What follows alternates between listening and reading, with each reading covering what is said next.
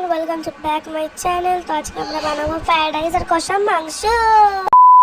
First কথা হচ্ছে আমি তো ভিডিওটা করতেই ভুলে গেছিলাম। করতে গেছি তখন দেখছি যে এখানে বিনস আর হচ্ছে গাজর ভাজা চলছিল, আর এখানে বেরেস্তা করে ভাজা হয়েছিল, মাংসটা ম্যারিনেট হয়ে গেছিল। আর মাংসটা কি কি দিয়ে ম্যারিনেট হয়ে গেল সেটা তো সামনে স্ক্রিনে তোমরা দেখতেই পাচ্ছ।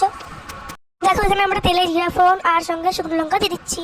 এবার দেখো আমরা আদা রসুন পেস্ট দিয়ে দিচ্ছি। দেখো কষানো হচ্ছে হচ্ছে হচ্ছে ওদিকে মাংসের মশলা কষানো হচ্ছে, আর এদিকে আমি মাছ নিয়ে ভেগ মারছি। মাছগুলোর নাম হচ্ছে মলি ফিশ, এগুলো আমাদের ঘরে নতুন আসছে। মাছ ছেড়ে আবার চলে এলাম এখানে মশলা কষানো দেখতে।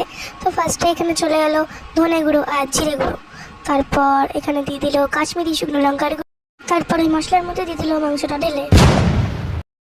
তারপর কিছুক্ষণ ধরে মাংসটাকে কষাতে হবে। এই যে আমার মতন মাংস ঢাকনাটা একবার খুলবে, কষাবে, আবার খুলবে, আবার কষাবে, এরকম 3-4 থেকে 4 এটার মধ্যে একটু গরম জল ঢেলে দেবো যাতে মাংসের ঝোলটা হয়ে যায়। গরম জলটা ঢালার পর আবার এটাকে ঢাকা দিয়ে বন্ধ করে দেবে।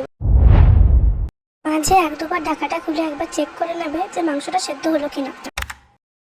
মাংসটা সেদ্ধ হয়ে যাওয়ার পর এখানে আমরা গরম মশলা আর কসুরি মেথি দিয়ে দেবো যাতে আমাদের মাংসটা আরো বেশি টেস্টি হয়। প্রায় এখানে মাংসটা হয়ে গেছে।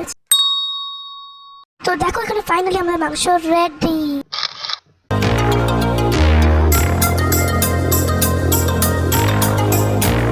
তোমাদের কেমন লাগলো এই ভিডিওটা অবশ্যই কিন্তু কমেন্টে লিখে জানাবে। তো আজকের মতন এইটুকু, বাই।